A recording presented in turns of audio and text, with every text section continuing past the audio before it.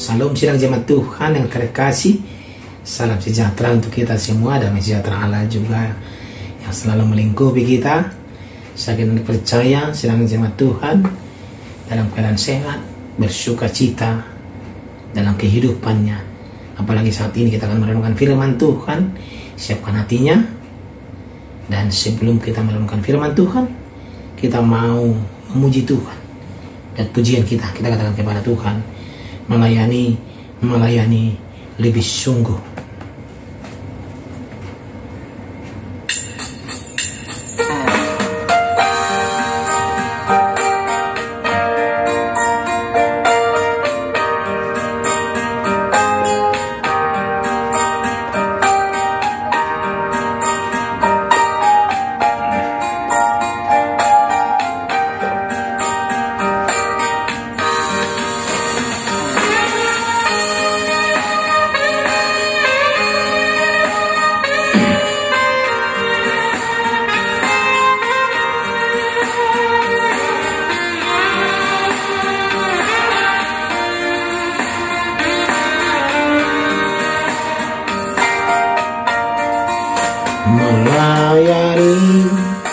Melayani lebih sungguh,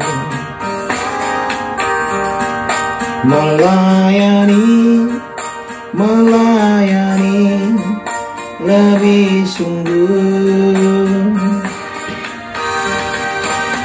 Tuhan lebih dulu melayani kepadaku, melayani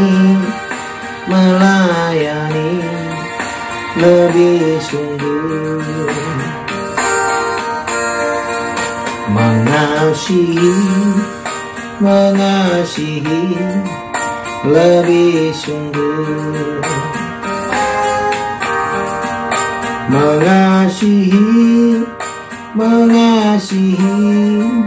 lebih sungguh. Tuhan lebih dulu mengasihi kepadaku, mengasihi lebih sungguh. Amin. Firman Tuhan untuk hari ini dari Lukas pasal 19 ayat 11 sampai ayat 27. Demikian firman Tuhan. Untuk mereka yang mendengarkan dia di situ, Yesus melanjutkan perkataannya dengan suatu perumpamaan, sebab ia sudah dekat Yerusalem, dan mereka menyangka bahwa kerajaan Allah akan segera kelihatan. Maka ia berkata, ada seorang bangsawan berangkat ke sebuah negeri yang jauh untuk dinobatkan menjadi raja di situ, dan setelah itu baru kembali. Ia memanggil 10 orang hambanya dan memberikan 10 mina kepada mereka. Katanya, pakailah ini untuk berdagang sampai aku datang kembali. Akan tetapi orang-orang sebangsanya membenci dia, lalu mengirimkan utusan menyusul dia untuk mengatakan, kami tidak mau orang ini menjadi raja atas kami. Dan terjadilah ketika ia kembali setelah ia dinobatkan menjadi raja, ia menyuruh memanggil hamba-hambanya yang telah diberinya uang itu untuk mengetahui berapa hasil dagang mereka masing-masing. Orang yang pertama datang dan berkata, Tuhan, mina Tuhan yang satu itu telah menghasilkan 10 mina. Katanya kepada orang itu, baik sekali perbuatanmu itu, hai hamba yang baik.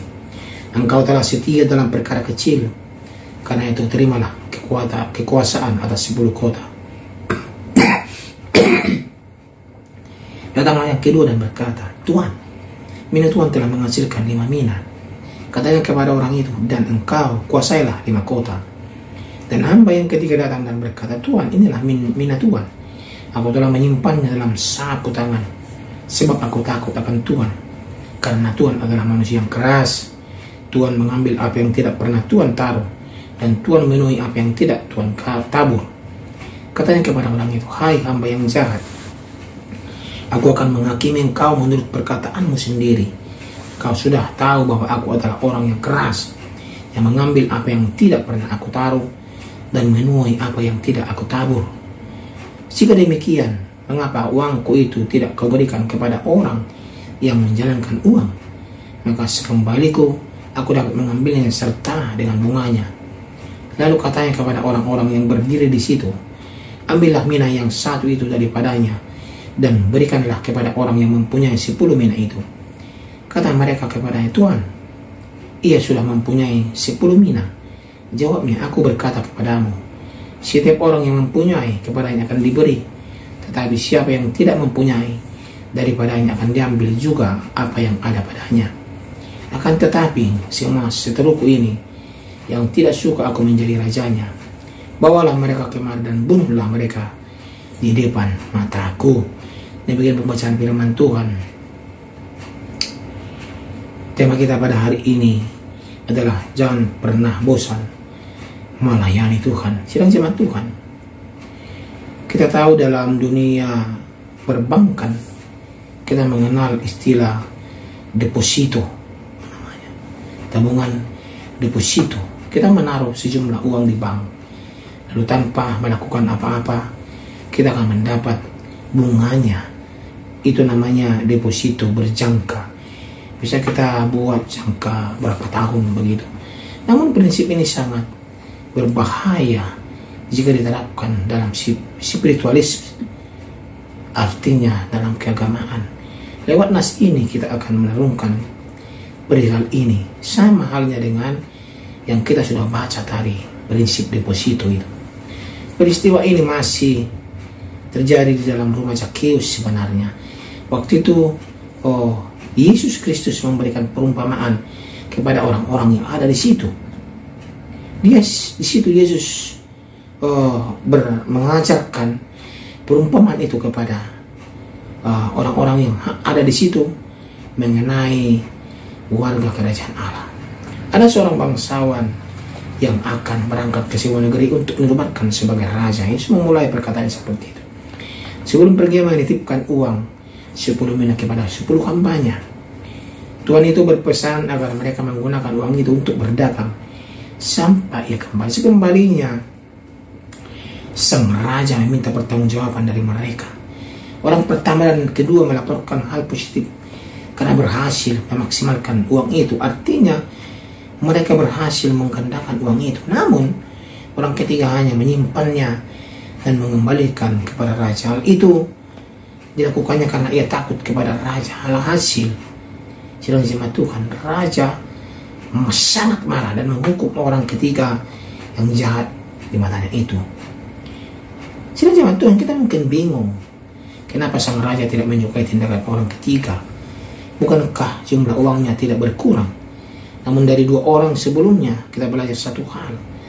Ternyata sang raja ingin agar orang kepercayaannya produktif dalam melayani. Terkadang kita cenderung seperti orang ketiga dalam kerohanian kita. Kita mungkin menyimpan atau tidak menggunakan talenta serta kemampuan pemberian Tuhan. Akibatnya kita tidak produktif dalam pelayanan. Kita mirip seperti orang yang menabung di deposito. Itu tidak melakukan apa-apa, namun berharap menerima sesuatu dari Tuhan. Kita lupa bahwa Yesus akan datang kembali kepada raja. Sebagai raja, ia akan menjadi hakim dan menuntut pertanggungjawaban kita atas semua talenta itu yang Tuhan sudah berikan kepada kita dalam hal pelayanan. Oleh karena itu, sidang jemaat Tuhan, kita tetap berusaha melayani Tuhan sampai ia datang, dan tetaplah melayani Tuhan dalam kehidupan kita. Jangan pernah bosan. Terkadang dalam pelayanan juga banyak tantangan yang kita hadapi. Terkadang juga ada rasa malas timbul karena sesuatu hal atau sesuatu kejadian atau sesuatu masalah. Ya, sidang jemaat Tuhan. Terkadang juga dalam melayani ada cekcok di antara pelayan, ada cekcok antara jemaat dan pelayan. Ada cekcok juga masalah antara jemaat dan jemaat. Banyak tantangan yang dihadapi. Itu tantangan dari dalam, dari luar pun. ada penolakan dari warga, ada penolakan dari pemerintahan, ada penolakan dari agama-agama tertentu. Banyak sekali tantangannya. Tetapi saya hanya berpesan satu hal, jangan pernah bosan melayani Tuhan. Walaupun banyak tantangan yang kita hadapi.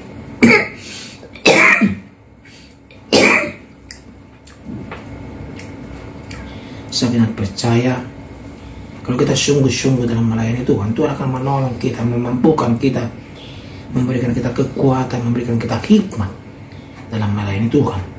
Dan Tuhan akan memakai kita luar biasa dalam pelayanan.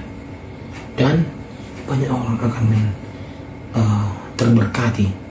Dan kita pun akan menjadi berkat, bukan menjadi batu sandungan dalam pelayanan. Saya benar percaya sedang jemaat Tuhan, mari kita bersama-sama melayani Tuhan dan jangan pernah bosan. Baik itu dalam hal berdoa, baik itu dalam beribadah kepada Tuhan.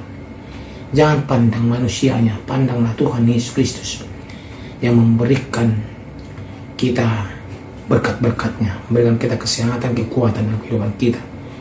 Kalau kita memandang manusia, banyak kekurangan daripada manusia.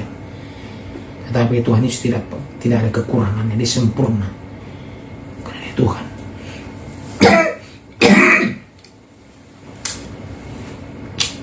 Sedang jemaat Tuhan terkasih, saya ingin percaya lewat ini kita belajar bahwa melayani Tuhan tidak akan ada batasnya dan kita tidak akan pernah bosan. Amin. Kita berdoa, terima kasih ya Tuhan, kita bersyukur untuk firman-Mu hari ini. Dalam nama Tuhan kita berdoa. Amin. Melayani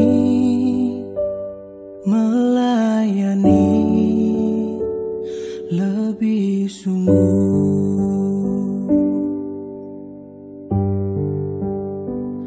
melayani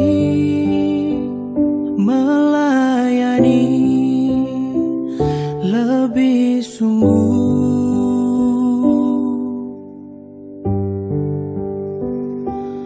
Tuhan lebih dulu melayani kepadaku, melayani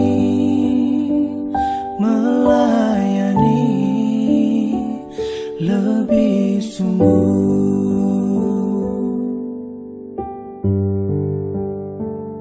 Mengasihi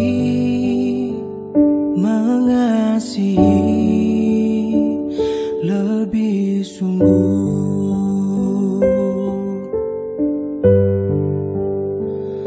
Mengasihi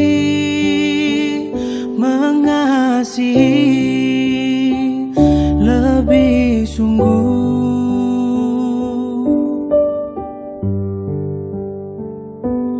Tuhan lebih dulu mengasihi kepadaku, mengasihi